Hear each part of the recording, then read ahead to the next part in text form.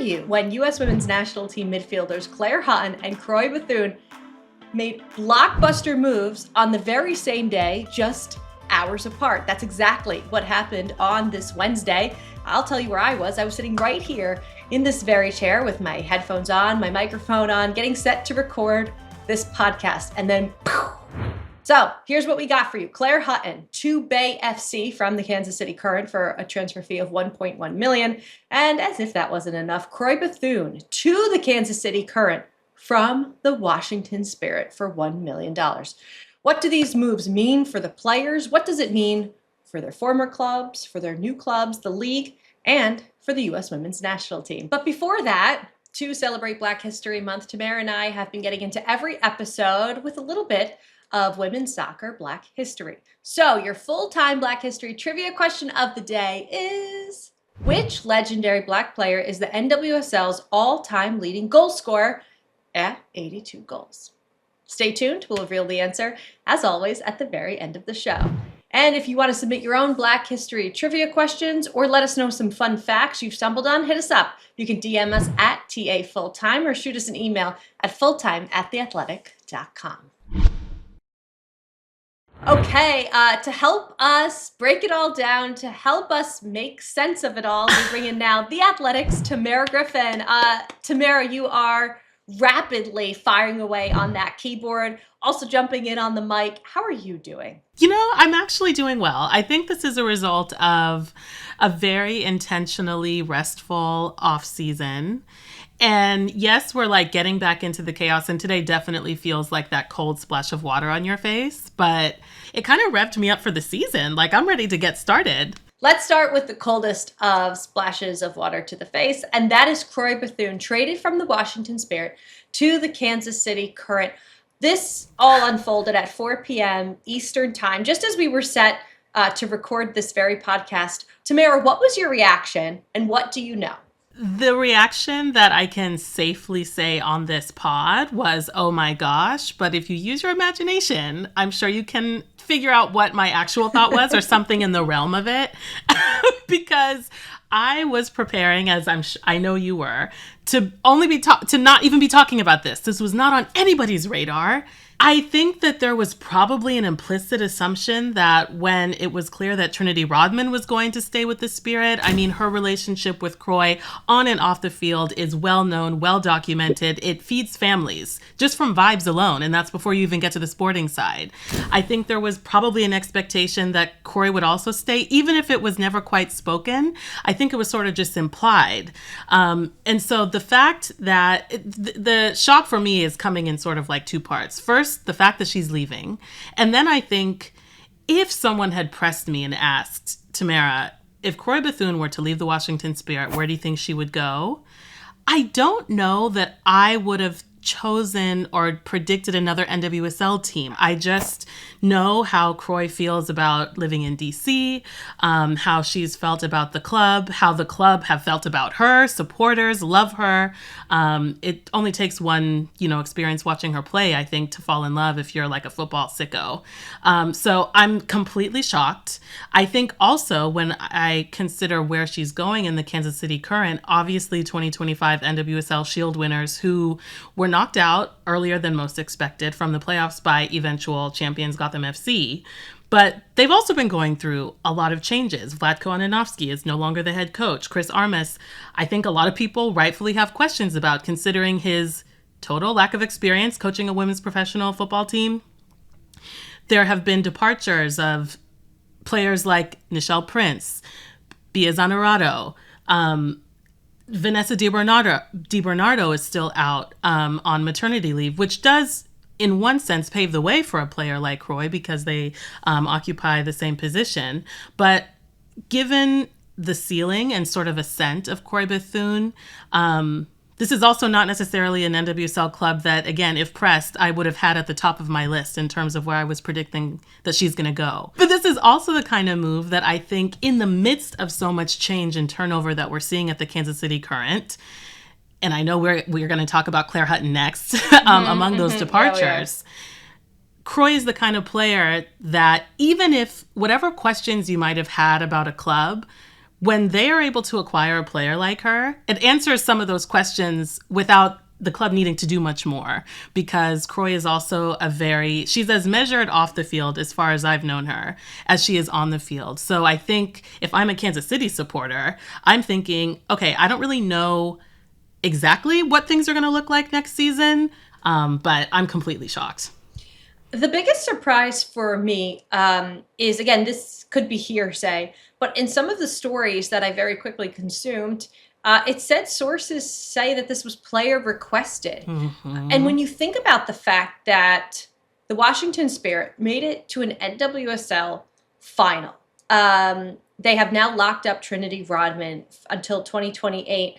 It just seemed like it was the place to be. To your point, I thought she'd be sitting there until she moves to expansion side Atlanta come 2028. Right. I can't wait to hear from Croix Bethune on this. So let's move on now to Claire Hutton. The common denominator, obviously, in all of this is the Kansas City Current. So Hutton moves on from the Kansas City Current to Bay FC. Hutton signed with KC at 17 years old. So now at 20, she's moving on to just her second club. Why was this the right move for Hutton?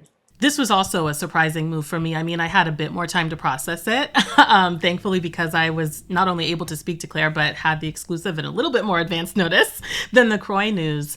But frankly, I was also surprised. And I think this is a very different scenario, of course, from Croix.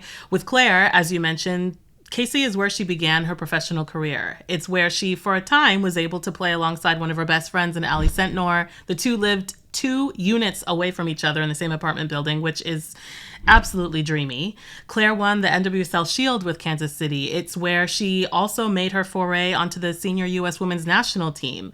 13 caps just in last calendar year. So there's a lot tied, I think, to the Kansas City Current for Claire. But what she told me was that she was ready to take the next step in her career. And I think leading up to the news that she chose Bay FC, there was even more active swirling rumors that she might take her career abroad, as we've seen so many other U.S. women's national team stars do in the last couple of years, thinking about Alyssa Thompson, thinking about Naomi Girma, of course. But one of the things that Claire mentioned to me was that a word that she used a couple of times was alignment. Alignment of values between herself and Bay as a club, alignment of dreams and aspirations that she has for herself between her and the club. She mentioned the relationship that she is already beginning to build with Bay FC's new head coach that they hired in December, Emma Coates. Claire told me that in Emma Coates, she sees a fellow soccer nerd. And I think especially for a midfielder who's a soccer nerd, to be able to connect with a manager who's also a soccer nerd is usually a match made in heaven. She's a defensive midfielder who was massive for Kansas City last season, the best defense in the league. So I think in terms of what Bay can expect to receive, not only more help in the midfield, which I think that they had sorely missed last season, but also help with defense. She is a young player with such a high ceiling. I have continually enjoyed watching her play and develop. And one of the things that Emma Coates said in the release, once the announcement was live, was that she was drawn to Hutton's desire to even get better, which, as we've discussed on previous podcasts here, is major heading into the eve of a World Cup year. So this one also surprised me a lot for very different reasons, but lots of midfield movement today. I am barely hanging on to my wig. Okay, so you mentioned the World Cup. So I want to get into the implications of what this means for their respective roles with the U.S. Women's National Team and Emma Hayes. But to your point, yes, I'd say on paper, obviously the Claire Hutton to Bay move seems a little bit more like a leap of faith. This is a team that has really struggled. It's a coach we don't know a lot about, whereas when you look at Bethune, you think, okay, yes, Chris Armas is there now, but there's structure to this team. This is a team that shattered every record on the planet last season before falling short in the playoffs. And she's teaming up with people like Tamerra Griffin. So it seems like a no-brainer, whereas Bay at 20 years old for Hutton, that seems a little bit more bold and risky. And of course, only time will tell. So let's move on to the U.S. Women's National Team, because both of these players very much hope and plan to be a big part of that World Cup roster in Brazil come 2027. How do you think that these moves affect or can affect or will affect each player? That's such a good question. I'll start with Claire because, to your point, which I think is a great one, on paper, her move to Bay seems a little bit more like a leap of faith and one that was clearly informed by conversations that we have not been privy to with the club, with the owner, Alan Waxman, with Emma Coates. Claire has actually played with a few of the Bay FC players who are already on the roster, like Onyeka Gamero, who is active now, back to full health following her time with Barcelona B. So I am very curious to see from just a general Bay perspective how all of these pieces are going to come together. In a lot of ways, because there is so much newness, part of me is wondering if it's going to look a little bit like their very first season, where they did make the playoffs, it's important to point out, as they work to sort of gel these pieces. But I'm also wondering from a U.S. Women's National Team perspective, when I think about, let's just say, for example, that Bay struggle a bit this season to fit those pieces together. I think about players like Avery Patterson, who plays for the Houston Dash, who, yes, did have a very interesting season and were making a very respectable playoff push toward the end, but missed out. So I do think from Emma Hayes' perspective, there is sort of like a bifocal analysis happening where, of course, club form from a club performance perspective is going to factor into her, selections. But she's also evaluating players individually. But I do wonder if Coates' plans for Bay's style of play could suit what Emma Hayes might be needing of Claire Hutton for the national team. So it's possible that this works out regardless of how Bay's season goes. And based on my conversation with Claire, she considered many options, including those abroad. And she's always struck me, similar to Croix Bethune, actually, as a very grounded, very thoughtful person, which makes me inclined to trust her decisions, of course. So ultimately remains to be seen. But I'm feeling glass half full about it for Claire. And then with Croix, in some ways, I think there is also a bit that remains to be seen, but that's looking specifically at Kansas City's roster at the moment because, as I mentioned earlier, they've lost a lot of attacking players. They've now lost Claire Hutton as well. They have a new head coach. Yes, Vlatko Ananovsky is still very much involved, but from a higher up, more front office perspective, they've got a bit of work to do. They lost Alex Pfeiffer, who's actually now at Bay, with Claire Hutton. And of course, I'm very excited to see Croix and Lola Bonta build a partnership together. I think if you hear the name Croix Bethune and Temwa Shawinga in the same sentence, wearing the same teal jersey and don't feel emotional, you might need to go get something checked because that is going to be lethal. It's going to be lethal. But similar thing, I think in terms of the players around Croix, I'm still waiting to see what Kansas City is going to do in terms of filling out their personnel.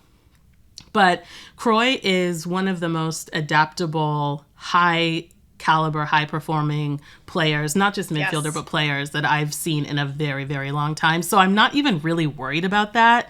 And I think that now that she is getting called up more regularly to the U.S. Women's National Team. Same thing. Emma Hayes has made it very clear how often she's in communication with national team players, and the players have always been clear and open about how clear Hayes is with them about their expectations. So I think now that we're firmly in 2026, every single player who has even half of a shot of making that World Cup roster understands the assignment in the most literal sense.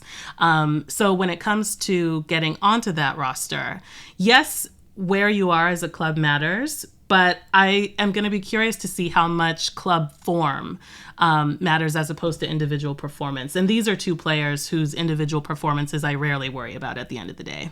So you mentioned kind of how adaptable Croix Bethune has had to be. When she was 2024 Rookie of the Year, the year she also won Midfielder of the Year. We have to remember she tore her meniscus and then twice tore her ACL in college and has come back to rally, perform, and be dominant each and every time. So that kind of speaks to the player that Croix Bethune is. We've gotten some incredible comments already all over this news. The first one being, no, Croix was one of my favorite Spirit players. I will be looking forward to a healthy Trin and Croix playing together this season. I will miss her Sellies, hold on, and her creativity on the pitch. Yep. That coming from M.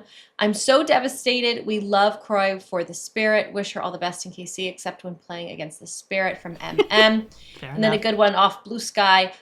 Washington Spirit fans are grieving. Bay FC fans are elated, and Kansas City Current fans are experiencing both extremes simultaneously. And here's what we do know about how Trinity Rodman feels about it. Her posting to her Instagram, I'm sad, my baby, with a picture of Croix Bethune. But we'll see what that holds for perhaps more blockbuster moves coming from the Washington Spirit, because Trinity Rodman isn't going to be doing it all. Who's she going to be doing it alongside with Spirit?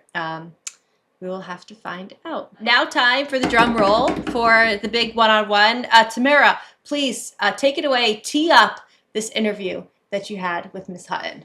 Yes. To help bring a little bit more context to the news that we've already discussed, I had a great sit-down conversation with now Bay FC and U.S. Women's National Team midfielder Claire Hutton. Just to get started, can can you sort of walk me through your decision process? Before we get into the specifics of Bay, I'm curious how you knew that it was time to start thinking about making a move, and sort of what the journey has been like, because this is a big one for you. I think just to start, giving like thanks to Kansas City, the past 2 years, just starting my professional career has been amazing, and it was like more than I could have asked for or dreamed of. I think I am ready to take another step in my career, and that's kind of where me deciding to go to Bay was the right decision for that. Mm, Throughout the process, I did consider going overseas. I looked at some domestic clubs, and as I was going through it, talking to coaches, talking to sporting directors, GMs, Bays really struck me as a place that they were ready to build and mm, wanted to create an identity for them that was known domestically, worldwide, and just something that I aligned with and stood for. And meeting the owner, Alan Waxman, was really cool for me because he's such a cool guy, just to put it straight. And mhm. I'm just excited what they have, like, are trying to create, and I just am excited to be a part of it. So I know you mentioned the cool points that you were giving Waxman. I'm curious, like, what specifically about his vibe made him seem so cool to you? But I'm also curious specifically, what was it that you saw from Bay FC that maybe you weren't necessarily seeing in other clubs, but what resonated with you in terms of this is where I can also go to build? Yeah, starting with Alan, I think when I was talking with him, I really wanted to make sure that top to bottom with that club, everything was aligned. And Mm, talking to him, just hearing how he looked at teamwork, leadership, development, and just like a positive culture, I think for me was really cool because you do have a club, as you said, that's starting, it's new, it's in that development process. But as long as you have the right people behind it can only go in a good direction. And mm, with that, there's an investment that needs to be made. And I have big dreams, and I know they do too. So that is a huge alignment. And then talking with Emma Coates, she's fantastic. I mean, she's just, I would just say, a soccer geek, a soccer nerd, and I'm very similar. So we were sitting at a table just going over tactics very simply. And she really wants to give players the power to make decisions and mm, players the power to demand and control the game.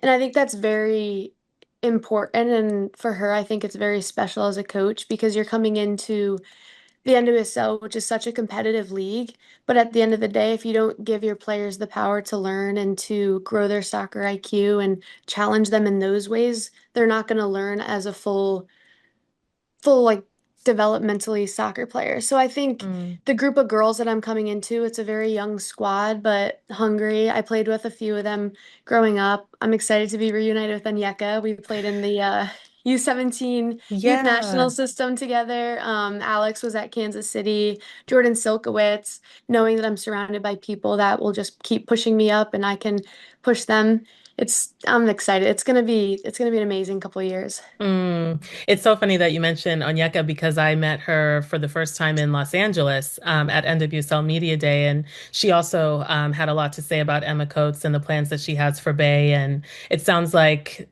we can expect a lot of creativity and fluidity based on what Onyeka said and sort of backed up by what you're saying now too. So that's really exciting. And I'm also thinking, I mean, I've spoken with you previously, but only really in a U.S. women's national team capacity at camps or in mixed zones. Do you kind of feel that given your age, but given the experience that you've already gained in your relatively short professional and senior U.S. women's national team career, does it kind of feel like you're in a season of like, let me take on as many changes as possible while I'm still young, while I'm still sort of adaptable? How are you sort of pacing your own career and growth and taking on new challenges in the context of these big dreams that you have, especially with the very exciting major tournaments that are coming up? So I would say, obviously, I'm someone that always loves to challenge myself in different ways. And I do think living in a bigger city, being with a new Mm, team, all that in itself is a huge challenge that I'm gonna have to face. But again, like the culture at Bay is so good that I feel like I'm gonna be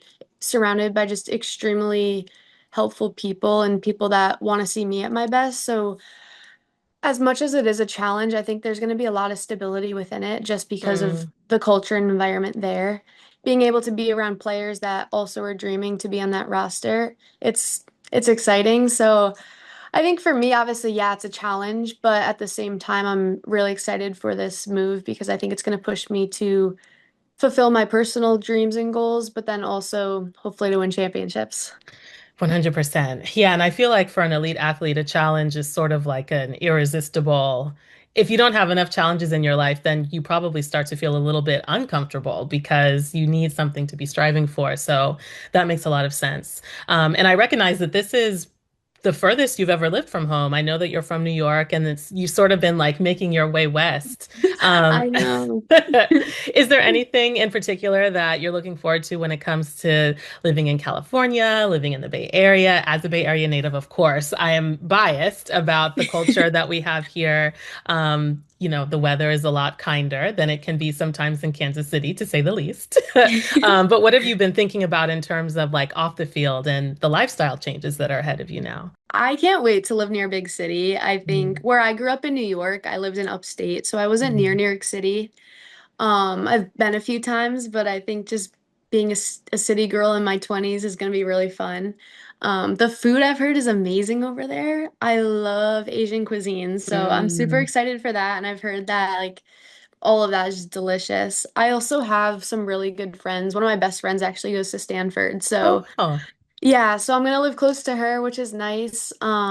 So yeah, it's just kind of gonna, I feel like already it's gonna be a home away from home, and I'm Mm, super excited. There's gonna be a big airport there, so it'll be easy to get home, right. which I keep telling myself if I want to take a red eye and we get a few days off, that'll be doable. So yeah, as much as it is such a change and farther away, I do think it's gonna be accessible and just super supportive, as I said before. Mm.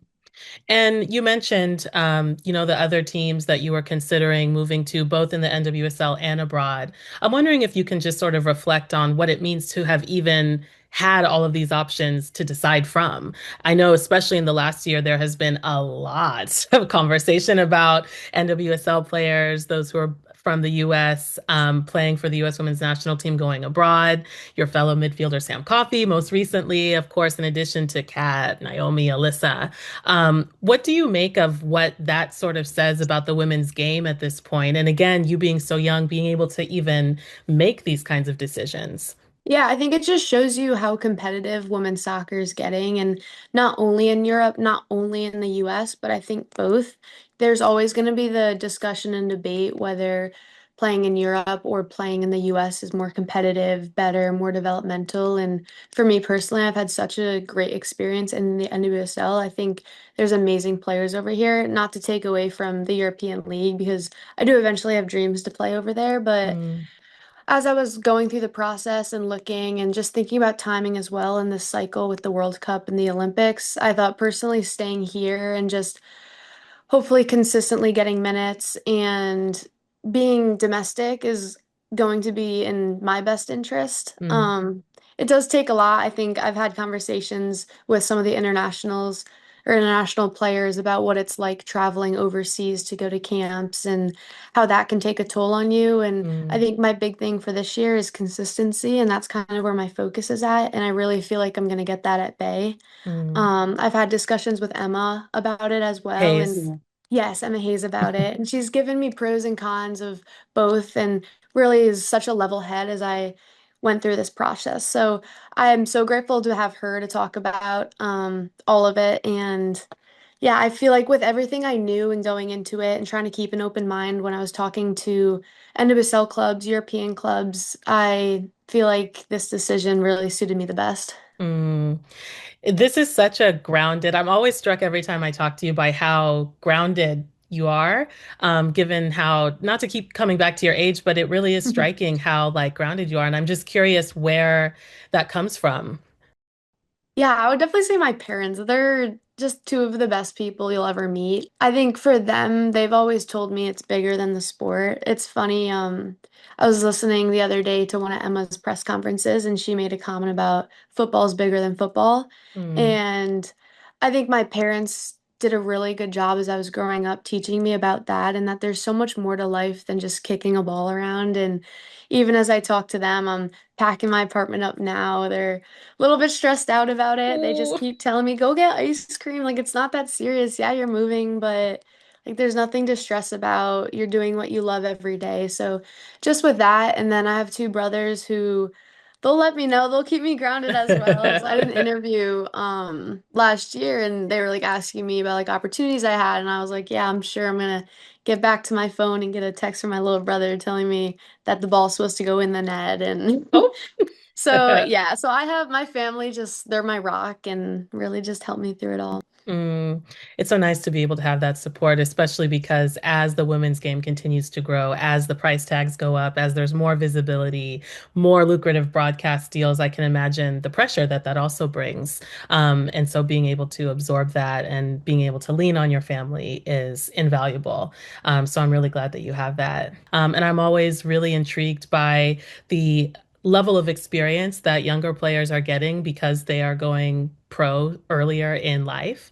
So someone like you who are, going to be playing alongside players who may be older than you in age, but maybe don't have as much experience in the NWSL as you do. So I'm curious just generally how you're thinking about sort of growing in that capacity. It seems like that's something that you are ready to embrace. It's something that I try to take on as well, and I'm trying to be mindful of.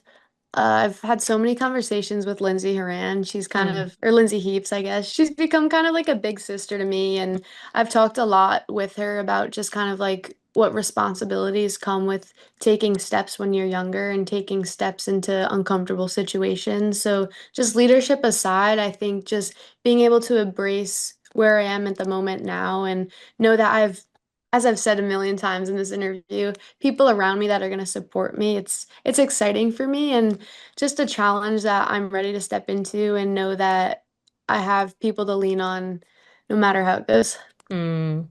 Yeah, let's go back to Bay a little bit because one of the things that has struck me about both the positives that I think I was able to take from last season, which, I think is no secret, was a struggle, I think, for Bay, in addition to the signings that they've made in the offseason, including Emma Coates. But I find myself continually drawn to the midfield with players like Taylor Huff, for example, these young, sort of like high ceiling players. And I'm just curious, in addition to all of the other things that you were considering, whether that sort of resonated with you too. It seems like there's a lot of like momentum and sort of firepower growing from that position specifically. I'm so excited to play with them just to start with that.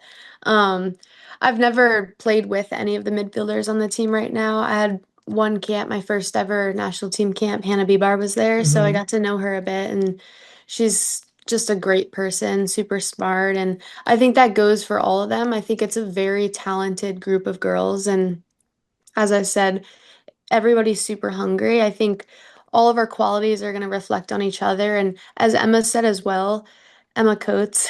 I know, right? Um, she wants to play a fluid attacking style of football and have possession. So I think the talent that we have and that we're able to fill roles and be fluid within that, whether we're playing in a three midfield with a single pivot, double pivot, we change into a box, all those players, if you look at them, can contribute in their own special ways to each and every position. So I Mm. think just with that and knowing that I'm going to have players around me that want to play good football and want to combine, go forward, who are willing to do the dirty work as well, it all stems really in the midfield because a lot of times you'll hear that's the engine of a team. That's where the heart of the team beats. So I'm hoping just stepping in with these girls that we can help carry the team, help defend, help attack, and just create a good overall performance as a team. And CP Casey Stadium, of course, is iconic and historic in its own right. But again, biased Bay Area native, Bay FC PayPal Park energy is definitely carrying its own reputation, building its own reputation, even as a newer team in the NWSL. I know that you've played there before, but how are you sort of thinking about making that shift in terms of energy, in terms of playing in a totally different home crowd, different culture in the Bay? Is that something that you're looking forward to? I can't wait. I've played at Bay's Stadium, I think three times now, two times in the NWSL, one time internationally. And Mm, right. every time I'm always blown away just by the fan base and how much people support. I think Bay itself just do such a great job advertising for the team. Mm, And you can feel the backing behind it. Just as in Kansas City, there's a great fan base, and I am so thankful that I've gotten to experience that the past 2 years. I'm so excited just to see what the Bay has to offer because, again, it is a bigger city and you're going to get a lot more drawn people from different areas and different types of people. So just to be able to like reach out to the community and see what they have to offer and to show what I have to offer to them is, I'm ecstatic for it. I think it's going to be so fun. yeah, we love sports in the Bay. You've got the Valkyries, also the new Mm-hmm. women's basketball team who've been doing amazingly also in their expansion season. Just to not to spoil it too much, but there is definitely a lot of like cross-pollination between sports. You'll see people at Bay FC games with Valkyries gear. You'll see people with at Valkyries games with Bay FC gear and like it just spreads. So I do think that'll be really, really cool for you to experience. Is there anything that I haven't asked you, Claire, that you think is important for people to know about this decision, this move, what you're looking forward to when you arrive in the Bay? I think the biggest thing is just the dual investment that I'm excited to continue and bring forth, and just the investment that the ownership of the club has put into it, and Mm. how the coaching staff is just so excited to get out onto the field. I think it's very similar with the players. I've talked to a handful of them, and there's just a joint communion version of just excitement that Mm. people are ready to start the season, and I can't wait to get on the field with them. I just thought of one last question. I would be remiss Go to not ahead. ask because one of my colleagues a few months ago wrote a story about your friendship, of course, with Ali Sentnor, who at the time when you were both at Kansas City. So I'm just curious, like purely from a bestie standpoint, what like as someone who has definitely had to move away from besties before and gone through that thing, how was that part of this decision? I know it was obviously very separate from the sporting side. We've talked about it for years about playing on the same team and just being able to live. We live two apartments from each other right now, so the Like fact that units. yeah, yeah. So the fact that we're not going to be able to walk over to each other's place and watch a movie or make dinners, it's sad because we've talked about it for so long. But I think the coolest part about our friendship is that no matter what, we always support each other. And we've talked about it before of like, even when we're at national team camps, like we're always going to be best friends, but we have our own groups. And no matter what, close, afar, same team, different team, we're always rooting for each other and want the most success for each other. So it's just part of that friendship. And I guess growing up, which is a bummer, but I don't know, it's tough and I'm definitely going to miss her. But I know Allie's going to do great things this year and we'll cross paths multiple times and it'll be like we've never left. I have no doubt. And it's always nice when you're in each other's city, you can go get dinner like after the game Yes. and hang out. It sort of extends your sense of home when you get to do that. So Yeah. definitely bittersweet. I completely understand. But like I said, I was curious because it is definitely a part of like the the arc of a best friendship. But Yes. it's cool that you guys were able to overlap in Kansas City. Before we get out of here, at the top of the show, we asked what legendary Black player in the NWSL is the all-time leading goal scorer at a whopping 82 goals. And that is Lynn Biondolo, who amassed the total scoring goals for the Western New York Flash, the North Carolina Courage, Gotham FC, and her current club of the Seattle Reign. That total of 82 goals is drawn from all NWSL official competitions, so the regular season, the playoffs, the Challenge Cup, and the Summer Cup. If you include the 2020 NWSL Fall Series, then Biondolo's overall total is at 85, but that might be up for debate. Thanks so much, as always, for listening to us on Full Time. We'd love to hear from you. So, as always, you can shoot us an email at fulltime@theathletic.com or shoot us a DM over on our Instagram or TikTok accounts. That is at TA Fulltime. Did you know The Athletic has partnered with Yahoo Sports to provide free best-in-class coverage of women's sports? That's right. So go check out the Women's Sports Hub at sports.yahoo.com/women-sports. That does it for our very special episode today. My name is Jillian Sakovits, and there's no way that this episode would happen without our full-time producer, Theo Lloyd Hughes, our video producer, Leah Griffin, and our executive producer, Emily Olsen. Thanks so much for listening, and we'll see you next week.